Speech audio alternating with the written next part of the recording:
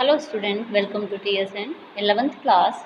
Indian book geography book चल रही है हमारी फर्स्ट बुक, उसका थर्ड चैप्टर आज मैं स्टार्ट करवा रही हूँ जो अभी हमारे फर्स्ट टर्म में आ रहा है। So we are continuing now for third chapter, drainage system. What is drainage system? Do you know about drainage system? So you have observed water flowing through the rivers, nalas and every channels during rainy season, which drain the excess water. आपने देखा होगा अभी rainy season ही चल रहा है हमारे यहाँ पे, जगह जगह पानी भर जाता है और नालाज वगैरह चलते हैं। तो ये रेनी सीज़न में ड्रेनेज सिस्टम, जो एक्सेस वाटर होता है वो कैसे ड्रेन करता है, उसे ड्रेनेज सिस्टम कहते हैं। At these channels are not been there, large scale flooding would have occurred whenever channels are ill-defined or choked, flooding as a common phenomena. आपको पता है जब पानी चौक हो जाता है, इकट्ठा हो जाता है, उस समय मेन प्रॉब्लम क्या आती है? फ्लडिंग की आती है। और यही मेन हमारा ड्रेनेज सिस्टम बताता है कि किस ढंग से हमारे यहाँ पे ड्रेनेज हो रहा है। द फ्लो, अब इसकी डेफिनेशन है वो यहाँ आ रही है, वो आप देखेंगे। The flow of water through well-defined channel is known as drainage, and the network of such channel is called the drainage system. एक पर्टिकुलरली जो वाटर होता है वो एक वेल डिफाइंड चैनल के द्वारा चल रहा है तो उसे हम ड्रेनेज कहते हैं, और उस सारे सिस्टम को हम ड्रेनेज सिस्टम कहते हैं। The drainage pattern of an area, the outcome of geological time period, nature, structure, rock, topography, slope, इन सब पे ये डिपेंड करता है water flowing and the periodic of the flow के ऊपर, पानी के फ्लो के ऊपर ये सारा डिपेंड करता है। Do you have the river near your? आपके आसपास कोई विलेज है या कोई सिटी है जिसके आसपास आपने नियर, आप देखेंगे कि किस ढंग से रिवर है, वो कैसे बहती है, वो आपको पता होना चाहिए। Do you know that the river flow in the same direction? क्या आपको पता है कि वो एक ही डायरेक्शन में बहती है? कि आप ये सारी चीज़ें इसमें इस लेसन के अंदर हम रीड करेंगे। सो यहाँ पर हम बोलते हैं a river drain the water collect from a specific area. River क्या होती है? रिवर वो होती है, एक रिवर वो होती है जो वाटर कलेक्ट करती है एक स्पेसिफिक एरिया से, which is called a catchment area. वो क्या कहलाता है? पूरा कैचमेंट एरिया कहलाता है। An area drain by a river and its tributaries is called a drainage basin. और ड्रेनेज बेसिन क्या कहलाता है? वो कहलाता है जहाँ पर वो एरिया जो कि पूरा रिवर बहती है और अपनी ट्रिब्यूटरीज, मतलब उसकी शाखाएं जो अलग अलग ट्रिब्यूटरीज है, जो नदी के दूसरी ट्रिब्यूटरीज निकलती है उसके साथ में, वो सारा बेसिन बनाती है, उसे ड्रेनेज बेसिन कहते हैं। The boundary line separating one drainage basin from the other is known as a watershed. आपको पता है जब एक सेपरेट करता है कोई भी ड्रेनेज बेसिन को, दो ड्रेनेज बेसिन के बीच में यदि कोई सेपरेशन पावर आता है, उसे हम वाटरशेड कहते हैं। The catchment of large river are called river basin, while those small tributaries and rills are often defined as a watershed.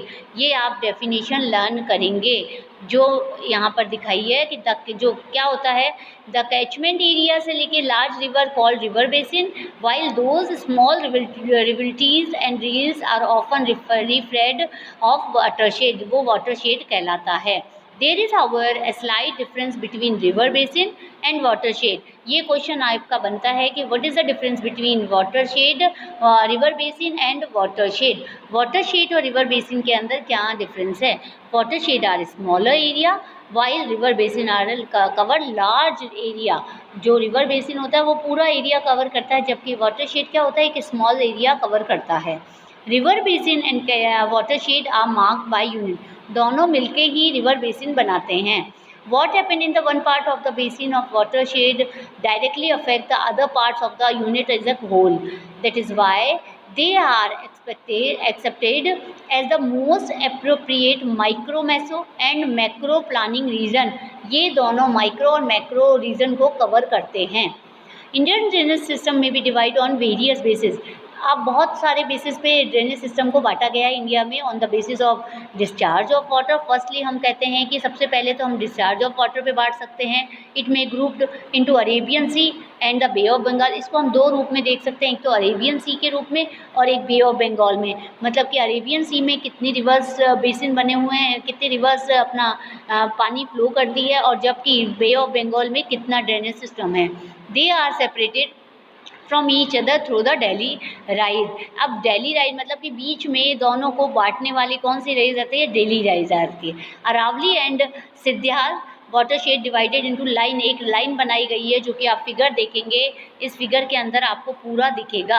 आप ये मैप देखिए। अब सबसे पहले इस मैप के अंदर देखेंगे हम कि जो डेली रेजेज है वो ये यहाँ पर वो पूरा एरिया कवर क्या कर रहा है, ये हिस्सा करता है हमारा बे ऑफ बंगाल और एक अरेबियन सी। दो वाटरशेड रिवर बेसिन बताए गए हैं कि जो रिवर्स बे ऑफ बंगाल में गिरती है और एक कुछ रिवर्स होती हैं जो टोटल किस में गिरती हैं, अरेबियन सी में गिरती है। सो दो रिवर बेसिन हमारे पास आते हैं। नेक्स्ट आता है हमारा ऑन द बेसिस ऑफ। अब आप यहाँ पर देखेंगे कि जो ड्रेनेज पैटर्न बताया गया था उसके अंदर जो है कि हमारा nearly 77% of drainage continuously the Ganga, consisting of the Ganga and Brahmaputra and Mahanadi. ये तीन रिवर मिलके टोटल इंडिया का 77% ड्रेनेज पैटर्न एक संभालती है, and the Krishna is also.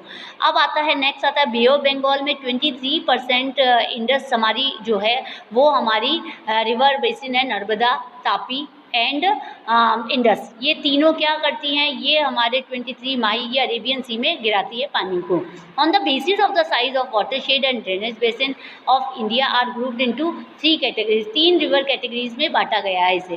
पहला जो कि मेजर रिवर बेसिन है जो कि more than 20,000 square kilometre catchment area को कवर करती है। कितना एरिया, पहली वाली को माना है 20,000 square kilometre catchment area cover करती है। इसके अंदर 14 रिवर बेसिन आती हैं, जिसके अंदर कौन कौन सी आती है, गंगा, ब्रह्मपुत्र, कृष्णा, ये नर्मदा, तापी, महा और पेरियार, ये आती है, और जो साबरमती, ये सारी। अब नेक्स्ट आता है हमारा मीडियम रिवर बेसिन, वो आता है 2,000 से 20,000 स्क्वायर किलोमीटर तक, 20,000 तक, जो कि 200 से शुरू होती है।